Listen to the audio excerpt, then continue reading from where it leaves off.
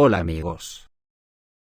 Ayer un comentarista del Espejo me hizo echar la vista atrás 5 años. Hizo el comentario más escueto que se puede hacer, puso la siguiente frase: Defcon 1.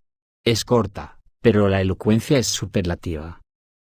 En este vídeo vamos a valorar si de verdad ya estamos en Defcon 1, o por el contrario, tal como decíamos el 2 de mayo de 2017, todavía estamos en Defcon 2. Tendréis que ser vosotros los que deis vuestra opinión, yo voy a dar la mía. Creo que ya hemos hecho la transición del 2 al 1, o estamos viendo la transformación en vivo y en directo. A partir de aquí, solo las ciudadanías occidentales podrán parar esto, parando a sus cafres. Después de un breve repaso a las últimas noticias, me quedo con 2 de ellas. Una, el comandante de las fuerzas de Estados Unidos en Corea, Paul Camera, afirmó este lunes que Washington está considerando planes para apoyar la defensa de Taiwán en caso de una supuesta invasión de China a la isla. Al ser preguntado, en un simposio organizado por el Instituto de Estudios Coreano-Estadounidense, sobre el potencial papel de Corea del Sur en una crisis relacionada con Pekín, el militar señaló que está trabajando en un plan de contingencia para hacer frente a cualquier posible amenaza, y comentó indirectamente sobre la necesidad de Seúl de unir fuerzas con Washington si China invadiera Taiwán. La otra noticia y en la misma línea, según el general estadounidense retirado, Ben Hodges, la probabilidad de que Rusia use armas nucleares es extremadamente pequeña, pero los Estados Unidos de América están listos para tales acciones. Putin sabe que Estados Unidos tendrá que responder si Rusia usa armas nucleares. La respuesta de Estados Unidos puede no ser nuclear, pero muy bien podría ser un ataque devastador que podría, por ejemplo, destruir la flota del Mar Negro, o las bases rusas en Crimea. Por lo tanto, creo que el presidente Putin y su séquito no querrán arrastrar directamente a Estados Unidos al conflicto, dijo el teniente general retirado Ben Hodges. Que por lo que se ve, da por hecho, que Rusia solo las usaría en Ucrania, y tomándonos el pelo al resto del planeta no se da por enterado, que Estados Unidos y la OTAN ya están directamente involucrados y luchando contra Rusia en Ucrania. Después del discurso de ayer 21 de septiembre, donde Vladimir Putin dijo que habría referéndums para unirse a Rusia, y no se trata solo de las repúblicas de Donbass, sino también de las regiones de Kherson y Zaporozhye, además de anunciar una movilización parcial. Todas las cancillerías del mundo están en plena ebullición, todos preguntándose, ¿qué pasará después? Y seguramente nadie cae en la cuenta, de que igual es tan importante lo que se cayó, porque en Falsimedia nunca toman en consideración lo que dicen fuera de su ecosistema, y ya nadie se acuerda cuando Putin dijo no hace mucho, que en Ucrania todavía no habían empezado nada serio, o algo así. El ministro de Defensa ruso, Sergei Shoigu, ya ha explicado que unas 300.000 personas están sujetas a la movilización. Pero esto, por supuesto, no es suficiente, dada la expansión de la confrontación, que ya no es una confrontación con Ucrania, sino, con todas las naciones de la OTAN. O sea, unos 1.000 millones de habitantes, y las más ricas del planeta, eso es la guerra de Rusia con Occidente. Esto nos lleva a que es una guerra contra el mundo unipolar, representado por los antiguos dueños del mundo que no quieren sucumbir bajo ningún concepto. Y por la otra, están los impulsores del nuevo orden mundial multipolar, para sentar las bases del futuro de la humanidad, Rusia, China y sus aliados. Donde Rusia se enfrenta a su desaparición como nación, y a su aniquilación como pueblo, del que solo quedaría en caso de perder, una pequeña diáspora deambulando en tierra de nadie. Y esta iniciativa de un mundo multipolar, tiene toda la pinta de que la han planificado al unísono Rusia y China, junto a sus aliados. ¿Pero qué es lo que Putin pudo callarse en el discurso? Primero, y de lo que ya hablan muchos expertos en Rusia, especialmente militares, es la creación de un comité de defensa del Estado, para concentrar toda la vertical de manejo del país, la economía y el ejército bajo la ley marcial. El segundo tema del que no hablo en público, pero del que ya venían hablando los expertos durante muchos meses atrás, es la posible transferencia de la economía a una base militar. Algo que ya han madurado durante mucho tiempo. De hecho se cree que las reservas de oro rusas, ya están en alguna base militar secreta. Ninguna movilización es posible a menos que la economía esté sobremovilizada para las necesidades del ejército. Recordemos aquí cuando hace 2 años dijimos en un video, que Putin en un discurso ante cadetes en Sochi, dijo que las empresas de Rusia sean quienes sean los dueños de ellas, tienen que estar preparadas para producir armamento, y todo lo que haga falta para el Estado. Todo esto, muestra un mosaico inconfundible, que lo mires por el ángulo que lo mires, ves una alegoría de guerra de subsistencia contra Occidente. Y mucho camino de ella ya está andado. ¿Esto lo ha hecho Putin solo? Lo dudo. Porque ese mismo día, Xi Jinping alentó a los militares chinos a enfocarse en la preparación de acciones militares inminentes. Además, el presidente chino destacó que hay que generalizar y aplicar escrupulosamente la experiencia exitosa de reformas. Entender la nueva situación y requisitos de tareas, enfocarse en la preparación para las guerras, y tener el valor de explorar, e imponer innovaciones. Así recoge la agencia Xinhua las declaraciones del mandatario chino, en una conferencia dedicada a la defensa nacional y reformas militares, que se celebra en Pekín. Lo dijo ante altos cargos del Consejo Central Militar de China, la Milicia Popular Armada, y las academias militares del país que asistieron al evento. Las declaraciones de Xi Jinping se produjeron mientras el portavoz de la Oficina de Asuntos de Taiwán del Gobierno de China, Ma Xiaowang, señaló este miércoles 21 de septiembre, que Pekín planea hacer todos los esfuerzos posibles para una reunificación pacífica con Taiwán. La patria debe ser reunida y será reunida inevitablemente, indicó Ma Xiaowang. Y advierten desde Pekín que una nueva guerra fría entre China y Estados Unidos sería un desastre para todo el mundo. Pero todo esto nos puede permitir saber si estamos en DEFCON 1 o 2, para que tengamos una mayor perspectiva y un mayor campo visual de todo el conjunto. Vamos a ir de nuevo a lo que decíamos el 2 de mayo de 2017, en un vídeo que titulé precisamente DEFCON 2. Esto decía el vídeo de 2017. La situación internacional sigue dando vueltas de tuerca hacia una situación de guerra nuclear irreversible, y es posible que a día de hoy nos encontremos en situación de DEFCON 2. Así que vamos a recordar lo que significa el estado de preparación de los ejércitos de los bloques enfrentados, en los Estados Unidos, el DEFCON, acrónimo de Defense Condition, condición de defensa. Es un término utilizado para medir el nivel de disponibilidad y defensa de las Fuerzas Armadas. Estas condiciones de defensa describen estados progresivos de alerta y disponibilidad, que son activados por la Junta de Jefes del Estado Mayor y los comandantes de las Fuerzas Armadas. Los niveles de DEFCON se adecuan en función de la gravedad de la situación militar. En tiempos de paz se activa el DEFCON 5, que va descendiendo a medida que la situación se vuelve más crítica. DEFCON 1 representa la previsión de un ataque nuclear inminente y jamás se ha alcanzado.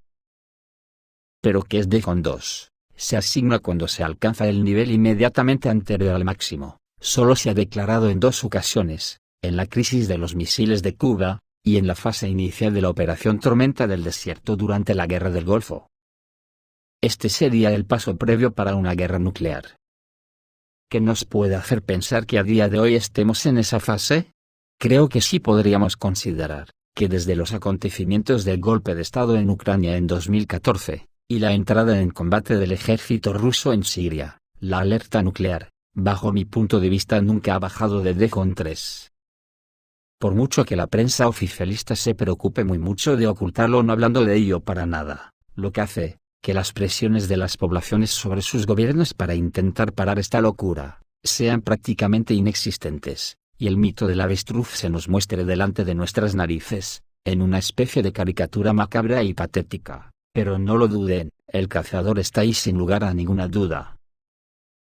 Vamos a analizar algunos acontecimientos recientes, que no leerán mucho en Falsimedia, pero que no por eso dejan de suceder. Hace cerca de un mes, más concretamente inmediatamente después del ataque de Estados Unidos contra Siria con 59 misiles Tomahawk, que por cierto ya se habrán enterado que fue un fracaso en toda regla, ya que 36 fueron interceptados con medios prácticamente rudimentarios del ejército sirio, otros 23 erraron el tiro. y cayeron fuera de las instalaciones de la base de Al-Sayrat, que querían destruir. Ya les hablé en un vídeo hace tiempo de que los misiles Tomahawk son obsoletos y solo sirven para actos de propaganda, ya que no sirven para el combate de verdad. Ese mismo día, Putin reunió de urgencia todo su Estado Mayor de la Junta de Seguridad Nacional para evaluar la situación creada, y después de recibir los informes de sus generales, tuvo sobre la mesa, dicen que muy cabreado, la posible decisión de lanzar un ataque convencional contra todo el ejército de la OTAN y Estados Unidos, que tiene merodeando por sus fronteras. Pero, ¿qué datos manejaba Putin para una decisión así?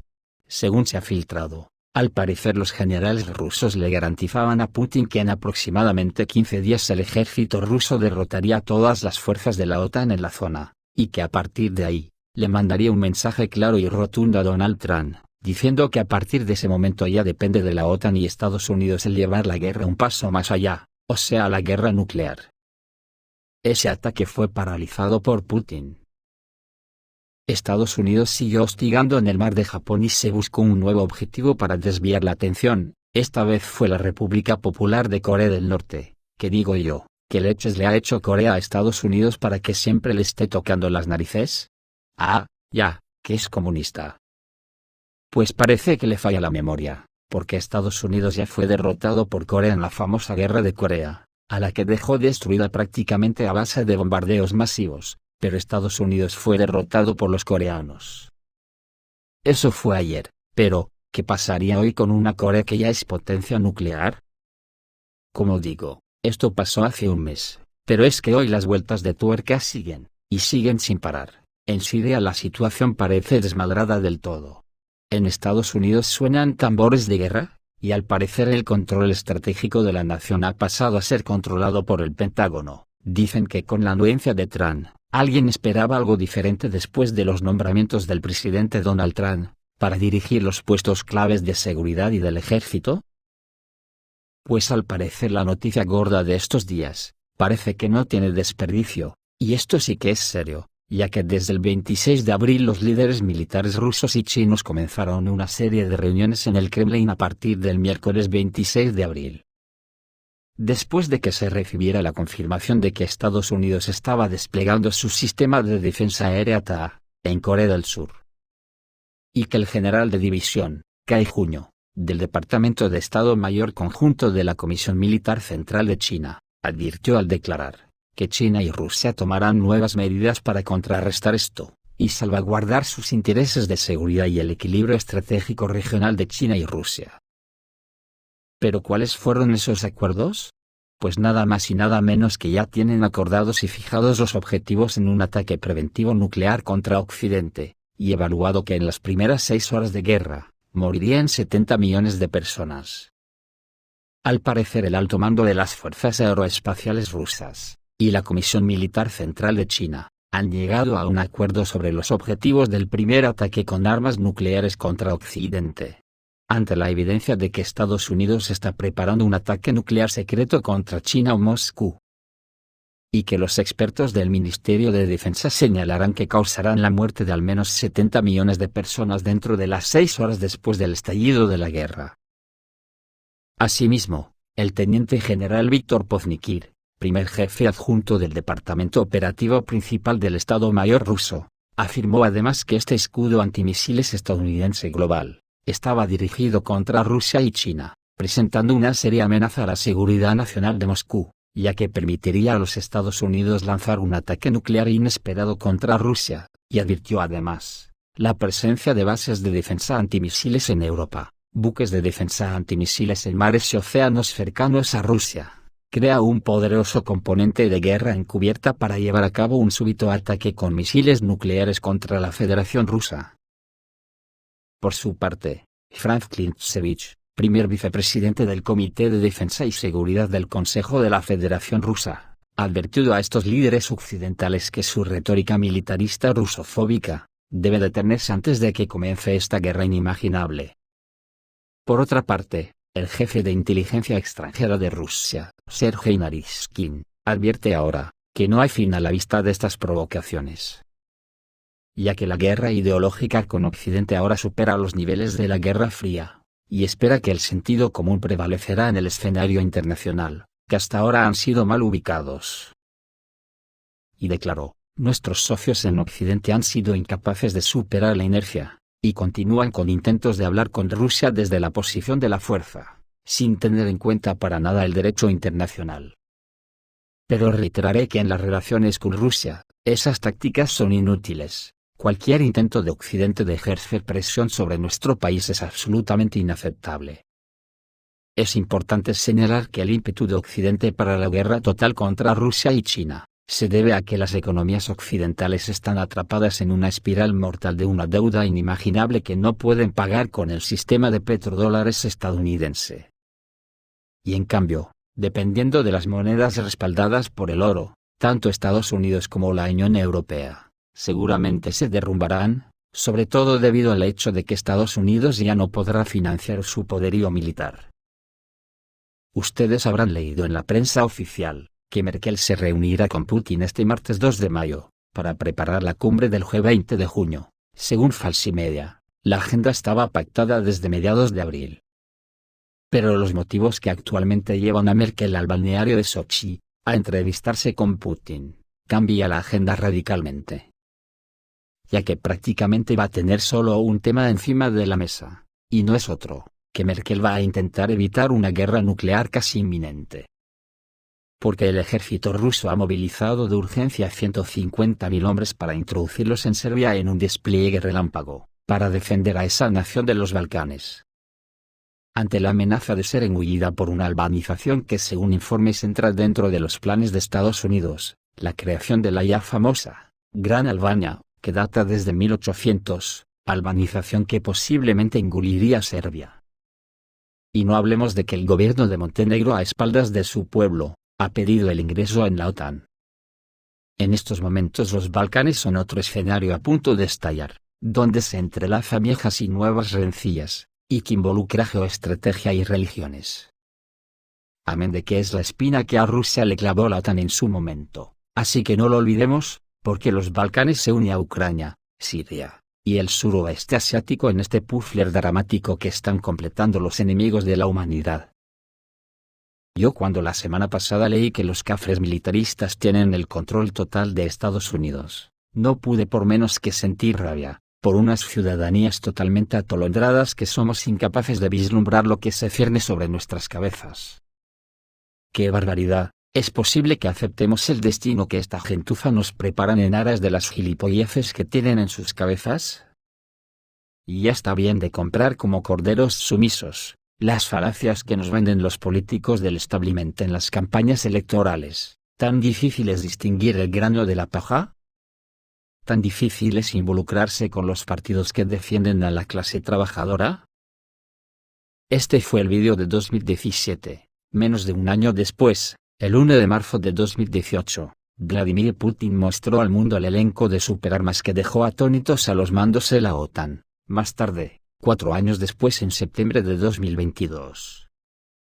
Vladimir Putin declaró la movilización en Rusia ante la entrada de la OTAN en Ucrania. ¿En qué dejo nos encontramos? Esto es todo amigos, reciban un saludo.